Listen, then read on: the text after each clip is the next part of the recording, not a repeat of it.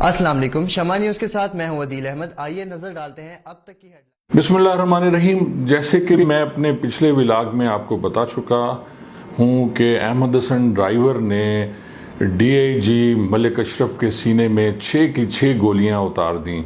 उसे इतना शदीद गुस्सा था कि उसने अपना सारा चैम्बर ही खाली कर दिया डीआईजी के सीने पे, और डीआईजी पिछली सीट से बिल्कुल हिल ना सके और मौके पे जाँ बहक हो गए।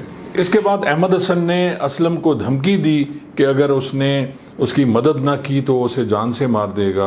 अहमद हसन ने फिर असलम को कॉटन फैक्ट्री के पास उतार दिया और कहा कि तुमने टेलीफोन करना है अब रेंज ऑफिस, और वहाँ बताना है कि डीआईजी साहब का प्रोग्राम चेंज हो गया और वो वापस भावलपुर आ रहे हैं।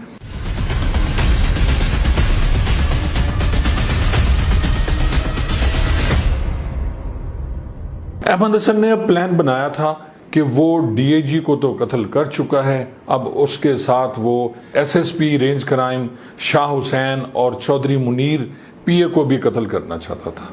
उसने वायरलेस पे इतला दी कि ये चारों लोग जो हैं फौरी तौर पे डीआईजी ऑफिस पहुंचे, डीआईजी साहब इनके साथ मीटिंग करना चाहते हैं। अब जैसे ही भावलपुर के नज़दीक पहुंचा तो उसने दोबारा कंफर्म किया वायरलेस पे अहमद हसन ने कि क्या अफसरान अपने ऑफिस में पहुंच चुके हैं, लेकिन उसे कोई वापसी जवाब ना मिला क्योंकि वायरलेस कंट्रोल उनसे पूछ रहा था अफसरान से कि अफसरान डीआईजी ऑफिस पहुंचे हैं या नहीं पहुंचे हैं। अब अहमद हसन डीआईजी की लाश को लेके जो एक डिग्गी में बंद थी डीआईजी ऑफिस के पास पहुंच चुका था, क्योंकि कार के शीशे काले थे और जैसे ही गेट पे गाड़ी डीआईजी के एंटर हुई तो गेट पे खड़े हुए संतरी ने डीआईजी साहब की गाड़ी को सल्यूट किया, क्योंकि डीआईजी साहब की गाड़ी में पहले बता चुका था उसके शीशे काले थे तो वो ये ना देख सके कि डीआईजी साहब पिछली सीट पे बैठे हैं या नहीं बैठे हुए। अब जैसे ही गाड़ी पोर्च में आके रुकी, अब्दुर्रहमान भट्टी साहब फौरी तौर पे जो एडीआईजी थे बाहर निकले और आके डीआईजी साहब का गेट खोलने के लिए नीचे पहुंचे, लेकिन अहमद हसन इतनी देर में डीआईजी साहब की क्लाशनकोफ उठा चुका था और उसने सीधा ब्रस्ट मारा अब्दुर्रहमान भट्टी साहब को, जहां वो मौके पे ही जख्मी होकर गिर पड़े और जहां भाग हो गए। इसके बाद अहमद हसन फौरी तौर पे डीआईजी साहब के कमरे में गया, लेकिन अंदर ना अहमद मुबारक थे और ना ही शाह हुसैन। अहमद मुबारक हॉस्पिटल में थे, वो बीमार थे, और शाह हुसैन खुशकिस्मती से थोड़ी देर लेट हो गए थे। ये फौरी तौर पे डीआईजी के कमरे से बाहर निकला और साथ जो पीए का कमरा है वहाँ गया। चौधरी मुनीर वहाँ मौजूद थे, लेकिन वो मेज़ के नीचे छुप गए और बाकी जो लोग बैठे थे वहाँ उन्होंने हाथ बांध दिए कि हमें कुछ ना कहा जाए। अहमद हसन गुस्से से बाहर निकला और आके डीआईजी वाली कार में बैठा और उसी तरह डीआईजी की कार उसने बाहर निकाली। हालांकि गेट पे गनमैन होते हैं, गेट पे बाकायदा मुलाजिम होते हैं, लेकिन किसी की जरूरत ना हुई कि वो अहमद हसन को रोक सकें। अहमद हसन जो ही गेट से बाहर निकला तो उसने एक वायरलेस मैसेज किया। उसने गाली देते हुए कहा कि आज मैंने कुत्ते मार दिए हैं और आज के बाद अफसर जो है पुलिस मुलाजिम को गाली नहीं देगा, और उसने वायरलेस सेट बंद कर दिया। और फिर जो उसने दोबारा कॉल की वो ये थी कि मैं थाना कैंट जा रहा हूँ और जिसने मुझे रोकना है रोक ले। डीआईजी की लाश डिग्गी में है और वो थाना कैंट की तरफ रवाना हो गया और वहां जाके उसने थाने कैंट में अपनी गाड़ी खड़ी कर दी। अच्छा, ये जो सारी कन्वर्सेशन चल रही थी वायरलेस पे, पूरा जो डिवीजन परेशान था इस मैसेजेस को लेके, क्योंकि डीआईजी पूरी रेंज का बादशाह होता है और उसे कत्ल कर दे उसका गनमैन, तो सब लोग सकते में थे। किसी को कुछ समझ नहीं आ रही थी क्या हो रहा था। लेकिन ये कन्वर्सेशन जो जितनी भी थी, जो मैंने बताया आपको, ये अहमद खान बारिकज़ाई उस वक्त एसएसपी सीआईए थे, वो भी सुन रहे थे। इसके साथ इकबाल नून जो डीएसपी सिटी थे वो भी सुन रहे थे। और ये सारा सुनने के बाद एसएसपी अहमद खान बारिकज़ाई ने कायल किया अहमद हसन को कि वो उसने जो करना है कर दिया, उसकी मदद की जाएगी और वो अब कोई और मज़ीद हरकत ना करे, किसी और पुलिस अफसर को नुकसान ना पहुंचाए, और वो थाना कैंट आ जाए। वो भी थाना कैंट पहुंच जाएंगे और वहां जाके उससे बातचीत हो सकती है। ये सारा कुछ सुनने के बाद अहमद हसन ज़हनी तौर पे तैयार हो गया और वो डीआईजी की बॉडी और कार को लेके थाना कैंट की तरफ रवाना हो गया और थोड़ी देर में थाना कैंट पहुँच गया। थाना कैंट पहुंचकर अहमद हसन को बिठाया गया बड़े तरीके से, और इतनी देर में Iqbal Noon sahab, DSP city, SSB Ahmad Khan Barakzai, और ये भी सारे थाना कैंट पहुंच चुके थे। उससे बड़ी तसल्ली से बात की गई, उससे उसका हथियार जो कलाशन है वो हैंड ओवर की गई ताकि किसी और को नुकसान ना पहुंचाए, और उसे अलहदा एक कमरे में बिठा दिया गया।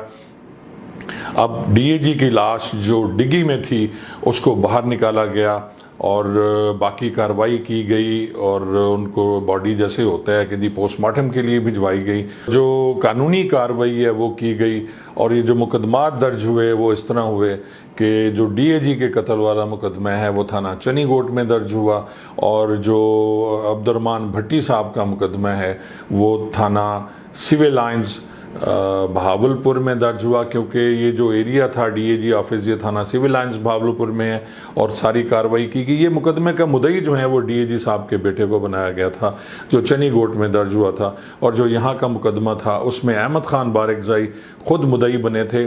और ये पहला मुकदमा था जो वायरलेस सेट पे की बेस पे बनाया गया कि वायरलेस सेट पे डीएजी साहब ने सुना, और उसके साथ उन्होंने कमिश्नर भावलपुर को गवाह बनाया, इकबाल खान नून को गवाह बनाया गया था। ये सारे अफसरान थे, और ये मुकदमा दर्ज करने के बाद तफ्तीश शुरू हुई।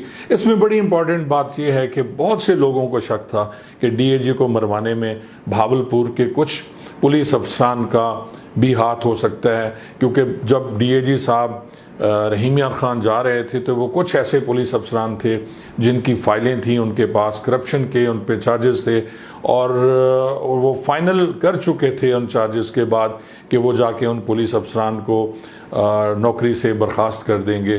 तो उन पे भी शक किया गया।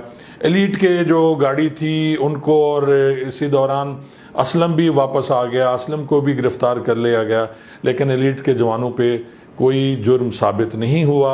इस मुकदमे का ट्रायल हुआ, और ट्रायल के बाद अहमद हसन को सज़ाए मौत सुना दी गई, और इसके साथ जो असलम था उसे उम्र कैद की सज़ा दे दी गई। ये अपनी नौयत का पहला मुकदमा था जिसमें कोई चश्मदीद गवाह न था, लेकिन उसके बाद भी इस मुकदमे में सख्त सज़ा दी गई। और क्योंकि मुलजमान जो थे वो इतने बड़े लोग नहीं थे, और ना ही उनके पास इतने पैसे थे, वरना शायद वो इस मुकदमे से बच जाते। बहुत ज़्यादा प्रेशर था गवर्नमेंट का। एटीसी कोर्ट जो इंसदाद दहशतगर्दी कोर्ट भावलपुर, उसके जज थे बख्तियार सियाल साहब, उन्होंने ये फैसला दिया, और जैसे मैं पहले बता चुका हूँ कि अहमद हसन को सज़ाए मौत हुई और असलम को उम्र कैद। अहमद हसन की सज़ा जो है उस पर इम्प्लीमेंटेशन हो गई और उसे लटका दिया गया तख्ता-ए-दार पे, और जो असलम है वो उम्र कैद गुजारने के बाद अब कुछ अर्सा हुआ वापस आ गया है, और अब कहीं किसी प्रॉपर्टी डीलर के पास जॉब कर रहा है। ये कहानी जो मैंने आपको सुनाई मलिक अशरफ के कत्ल की, उसके सुनने के बाद आपको इस बात का तो अंदाज़ा हुआ होगा कि पुलिस अफसरान को, अपने मातातान को गालियां नहीं देनी चाहिए। आप उन्हें सज़ा दें, आप उन्हें रिटर्न सज़ा दें, आप जो करना है करें, लेकिन जब आप किसी की इज़्ज़त नफ्स को मजरू करेंगे, जब आप किसी को इतना जलील कर देंगे कि वो बदतरीन रिएक्शन पे आमादा हो जाएगा, तो फिर उसका हल यही निकलता है, उसका नतीजा यही निकलता है जो मलिक अशरफ मरहूम के साथ हुआ। बहुत अरसे तक भावलपुर रेंज में पुलिस अफसरान ने गालियां देनी बंद कर दी, बल्कि पंजाब में भी अफसरान ने मुलाजमीन को गालियां देनी बंद कर दी। लेकिन अब लगता है कि दोबारा ये अफसरान पुलिस मुलाजमीन को गालियां दे रहे हैं, तो हो सकता है कोई ऐसा वाक़या रूनुमा हो जो मलिक अशरफ के कत्ल से भी बदतरीन हो।